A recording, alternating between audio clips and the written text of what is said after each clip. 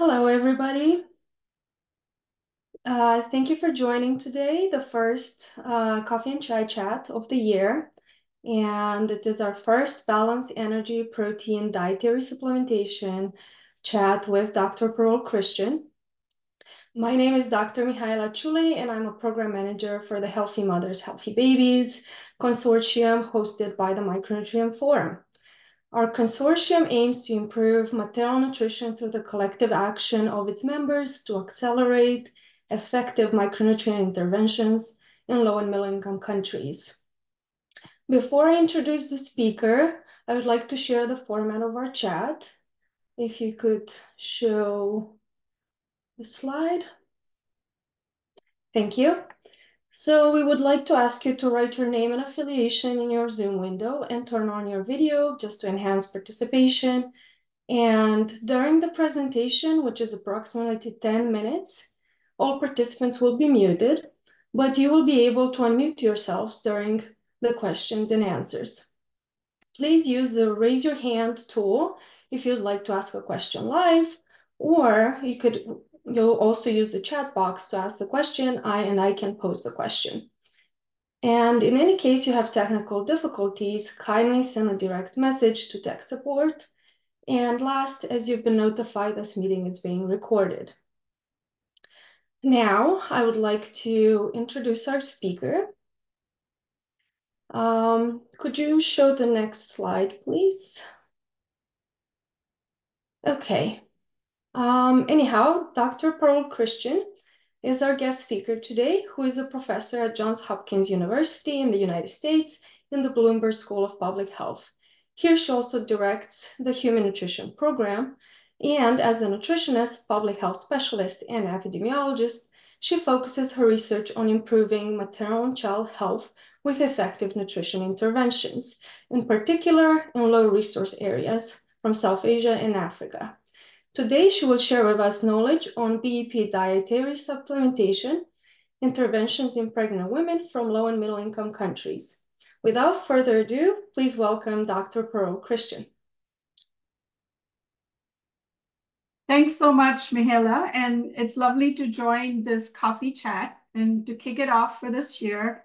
And I do have my coffee mug with me. I'm told that we are supposed to keep this a bit informal, and I wanted to just start us off to kind of create a level playing ground for the background for talking about this topic of balanced energy and protein supplementation in pregnancy. And so if you can advance to my first slide, I'll talk about this.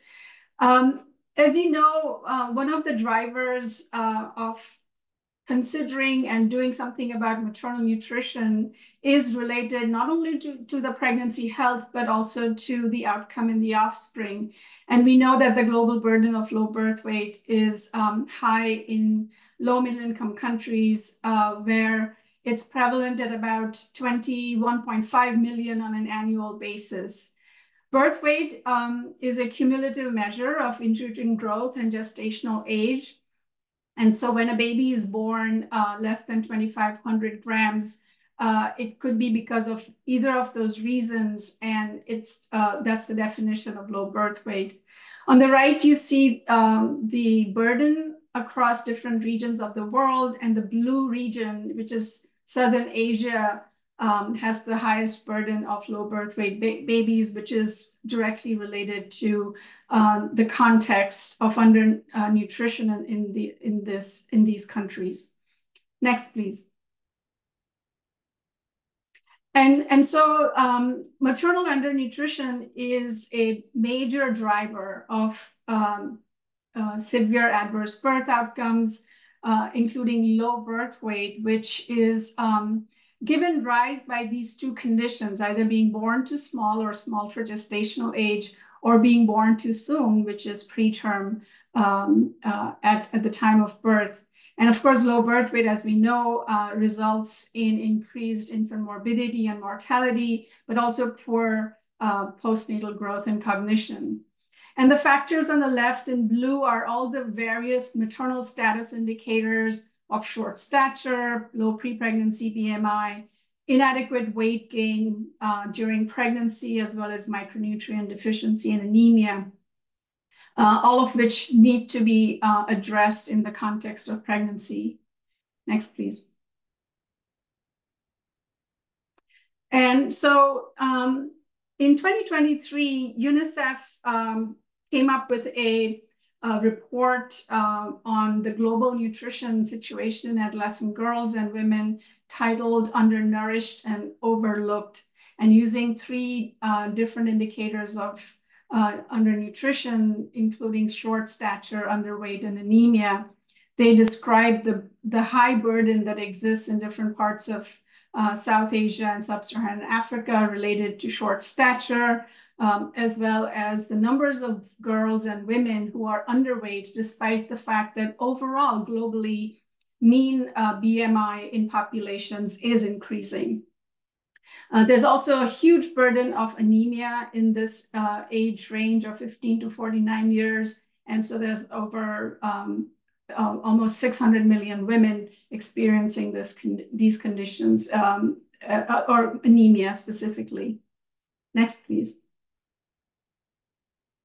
And so, of course, with all of this background, it is important to then look at what kind of evidence-based nutrition-specific guidelines for antenatal care exist. And these are all well considered and described by the WHO in the recommendations that came out in 2016. I just want to highlight that one of the recommended interventions is balanced energy and protein supplementation, and it's a context-specific recommendation for contexts in which undernutrition exists. Next, please. Just to quickly define what we mean by balanced energy protein supplementation. First of all, BEP is a food supplement, conceived as a food supplement. But in terms of calling it balanced protein energy supplement, we should define it in terms of the protein content not being too high. So a supplement which provides less than 25% of the total energy content is how balanced is defined. And the exact wording of the recommendation is provided there in orange. Next, please. And I wanted to talk just very briefly about where this evidence comes from. It comes from over half a dozen studies in which BEP supplementation has been tested, and it has been shown to reduce small for gestational age by 21% and stillbirth by 40%. There is also an overall impact on birth weight, but when you stratify it, the effect size by whether women were undernourished or adequately nourished, you will see that the birth weight effect is stronger and significant in the undernourished women compared with the adequately nourished women. So this is something to keep in mind with regard to when we start, when questions arise about targeting. Next, please.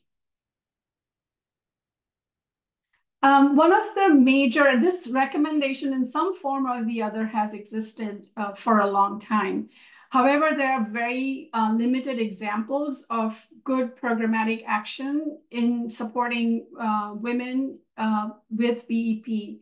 And this arises from having not many standardized products. There are a few, products that are used. A lot of them programs rely on fortified food blends, such as super cereal, which tend to be either take-home rations or delivered at a site.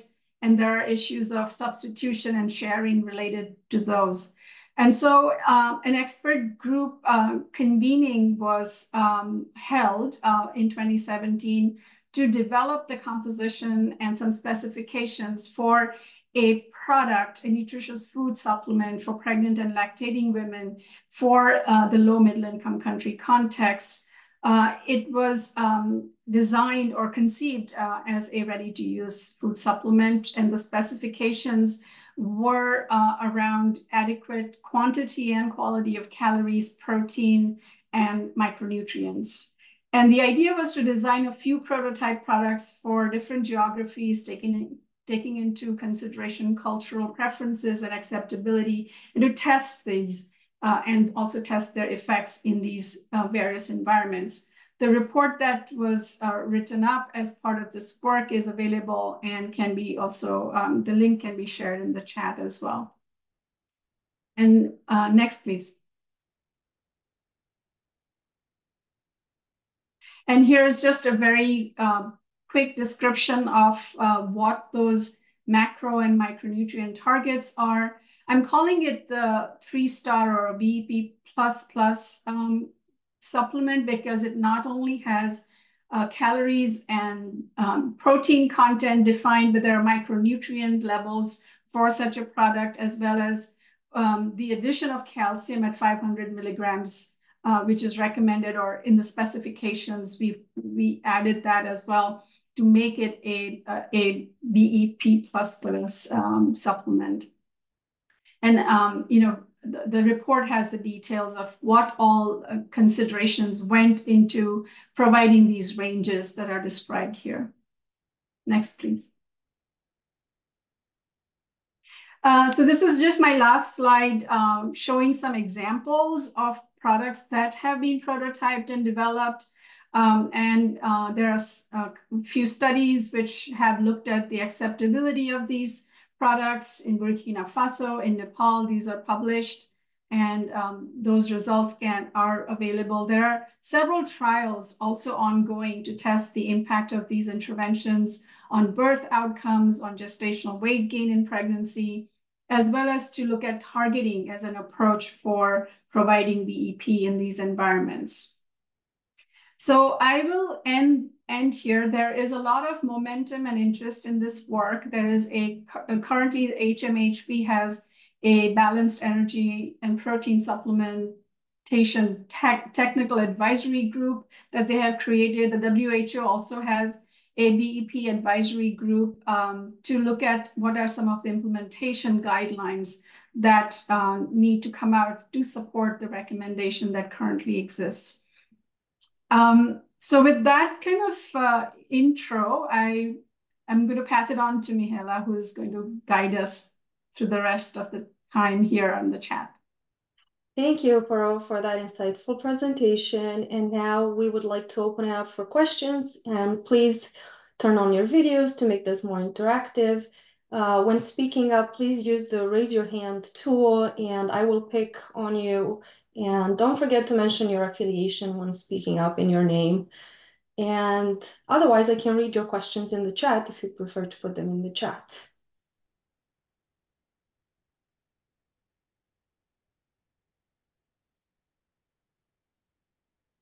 I can start the discussion if there's not a question yet from our audience. Parul, you just mentioned the Healthy Mothers, Healthy Babies, Balanced Energy Protein Supplementation Technical Advisory Group.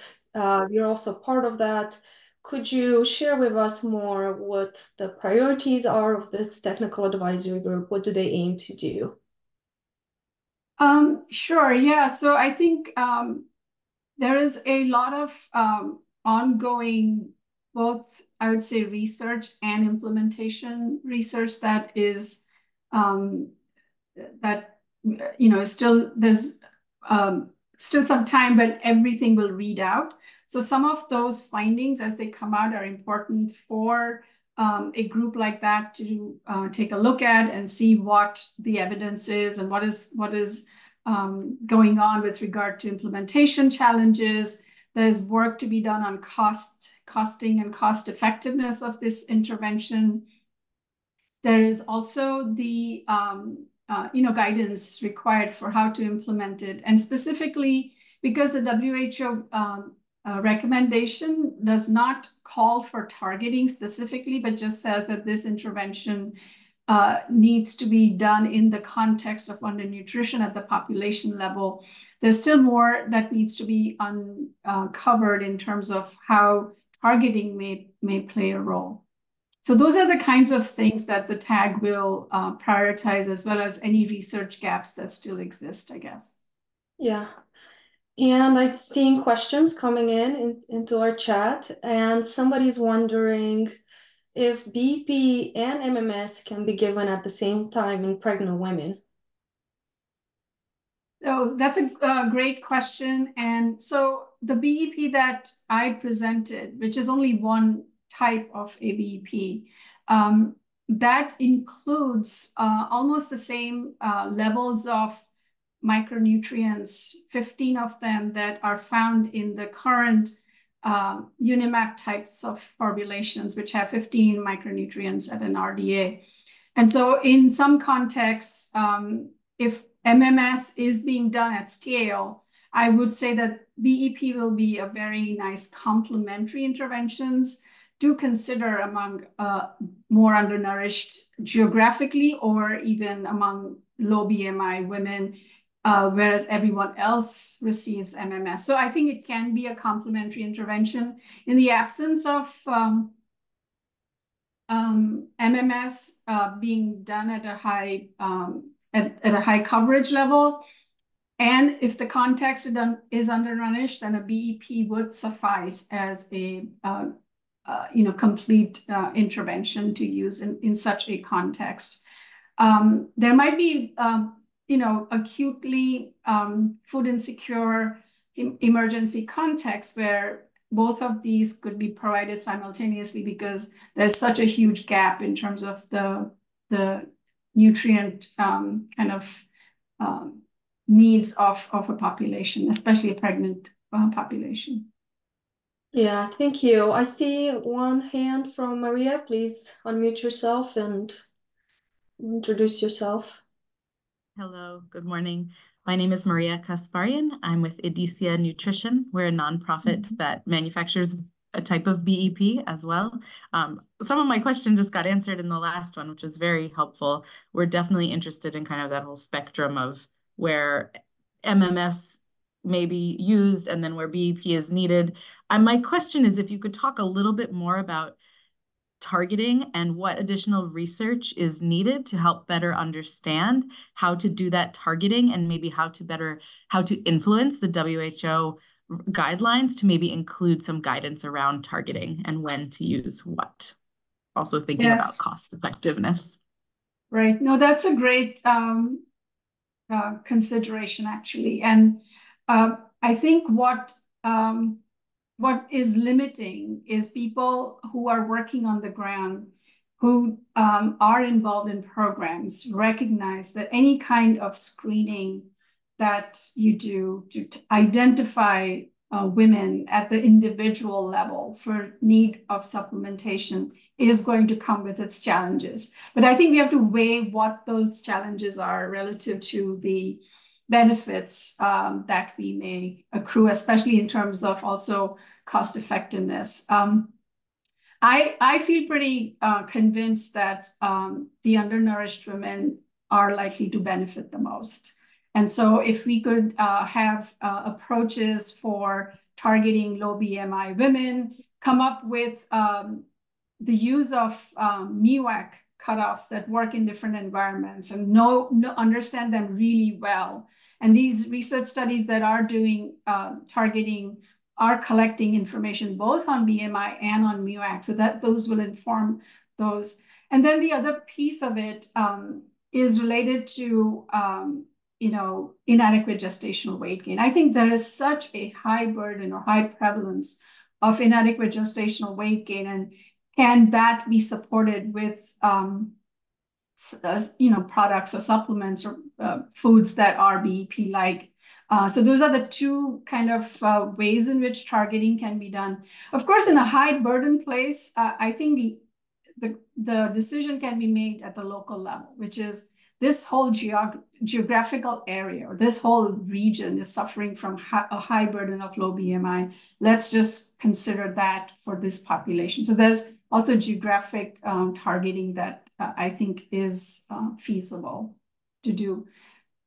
Was there another question within that? I kind of thought, I don't know if you asked something else as well. Just looking at the cost thinking about cost effectiveness as part of it, but you kind of did touch on that. So Yeah. thank you for your answer. It's helpful. Thank you, Maria. And the next question up is from Bashir. Can you turn on your video and let us know where you're coming from? Okay, thank you. My name is Bashir Anjum. I'm working as a program manager Hystra in Pakistan.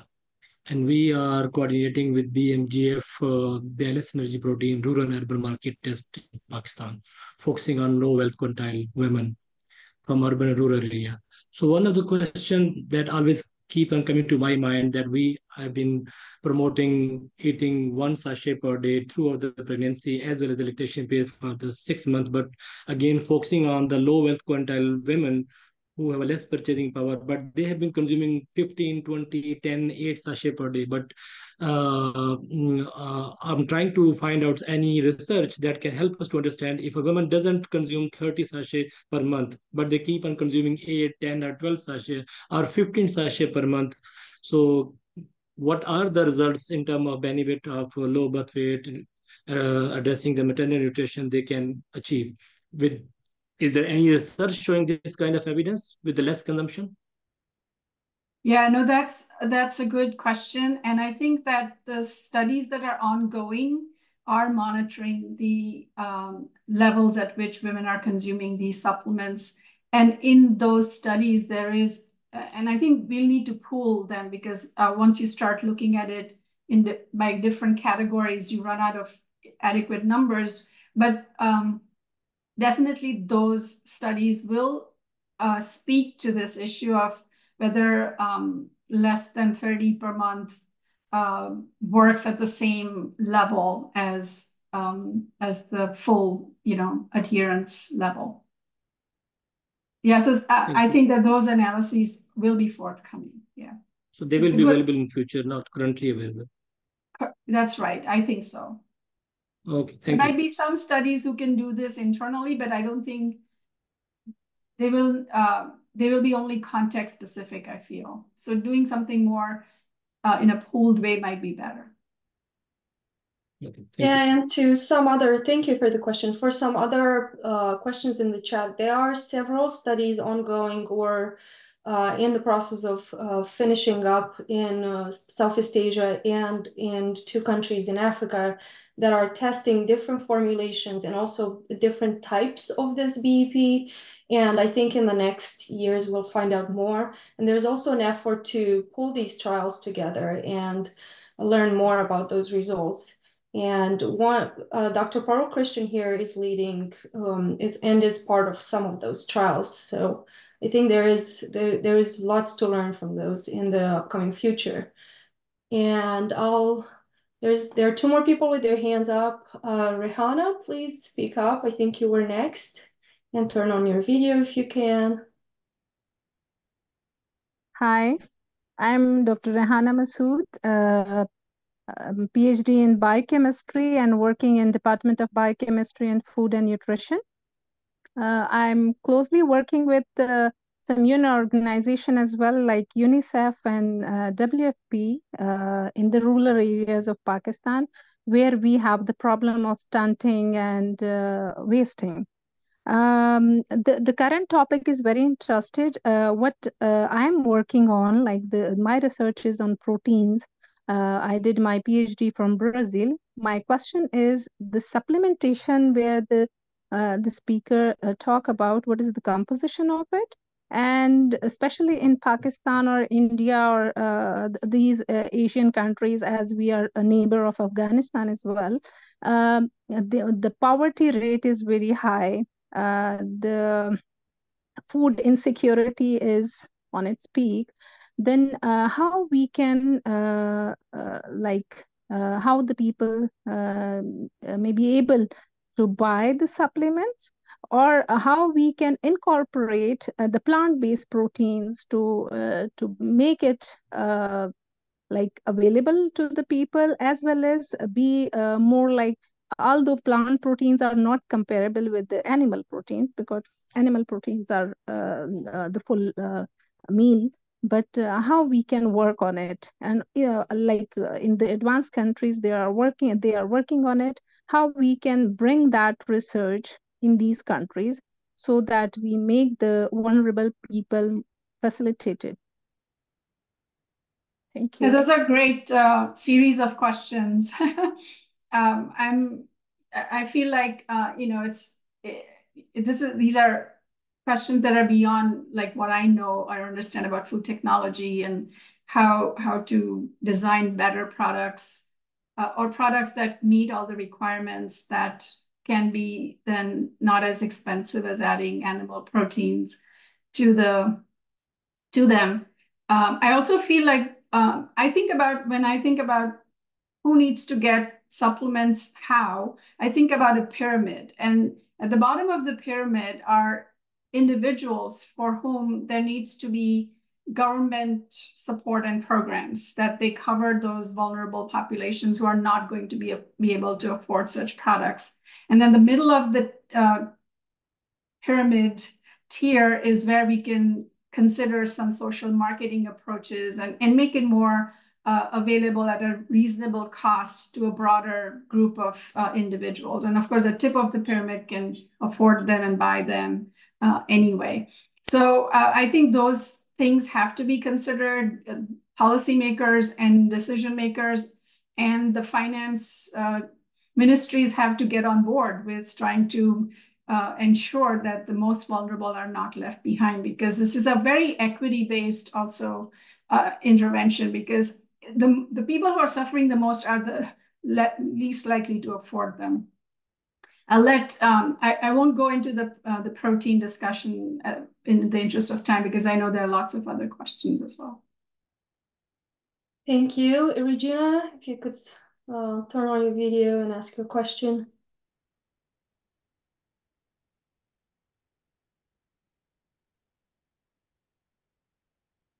Okay, well, and I will read a different question. We have lots in the chat coming in. I'm mute. Now I am mute. Okay, thank you. I'm sorry, my camera is not working. I'm an international health consultant with experience in the ground and in the table for 36 years in maternal, neonatal, and nutrition. So it's 36 years working with moms and babies and baby-friendly hospital initiative as well. My concern is this supplementation, like I have full concern on the infant formula. We know well that the health style, it's a human right for women to eat health food. I would like to understand how you manage this when this supplementation looks like we are promoting in the future the obesity. Have you heard? Yeah, I get your question. Have you thought about this? Because we are a burden of obesity. And so it's the time not to invent anything. It's the time to promote health foods to tackle obesity. But if you are promoting supplementation, in the end, you are promoting obesity. What's your point of view about it? It's very serious. Yeah, so I think overall BEP is designed to be a healthy product. So some of the discussions that are being had, and if you read the specifications, you'll see, read some of them. The amount of fat or sugar and things that are part of or should not be part of the supplement are being carefully considered. I think our contexts are very different. So I have worked also for 35 years in maternal and child nutrition, and I work in populations where we see, 30% of women with low BMI and 1%, less than 1% with obesity, and 46% of women with low birth weight. So I think that this is the reason why this recommendation is a very context-specific recommendation. It is not to promote BMI increases anywhere. but there are many, many populations in which women are not getting the adequate support. Leave alone micronutrients. Also, they're not getting adequate energy. They're not getting adequate protein. In Bangladesh, women gain 6 kilograms during pregnancy, not 12 kilograms during pregnancy. And so there's that problem in the world also that we are trying to solve while being very, very cautious and careful that we don't contribute to the problem that you are pointing out, which exists in a large part of Latin America and also in some parts of middle-income countries that we see. So the nutrition transition is there to be careful about. And as soon as we achieve certain indicators of success, I don't think we will need supplementation. So your vision of a future is absolutely right, that these supplements don't need to be provided. Just a comment of your answer. The thing is, we have to focus, to promote the 1,100 days nowadays, not just 1,000 days. And to link the nutrition to the agriculture, permaculture. You see, that is the new of the new nowadays. I think the supplementation is a very cautious, is very dangerous path to go. I think so. And my work is nowadays is in Africa. I work in Brazil for a long time ago, and I don't work anymore. I work in Africa with African moms and babies, where babies has been born undernutrition, without any attention to the healthy food, the agriculture, permaculture. It's a good thing to go ahead, not just the supplementation. Supplementation is something. If you see a woman, you see sometimes she doesn't need supplementation. She needs a good amount of food, family kitchen. That's the way to go. Thank you. Sorry to cut you off, but we're coming No, up it's time. okay. It's okay. I Unfortunately. know you. It's not good. My point of view is not in line with all of you. I know that. Thank you. Thank you. God bless you. Thank you so much for your input and experience. We see a lot of questions that we still have not been able to answer. We thank our speaker. Unfortunately, we do not have time to take more questions. And this meeting was recorded. You will be able to access the recording. We will compile all the questions and we'll share more resources. So please keep an eye out on our website, the Healthy Mothers, Healthy Babies website. And please give a round of applause to Dr. Parul Christian and keep an eye out on future coffee and chai chats. So the next one actually is on June 19 at 9 a.m. And Rijuta just put that information in the chat, and it will be on discuss MMS in humanitarian sessions and the UN acceleration plan. So thank you so much for your attention. Hope to see you next time.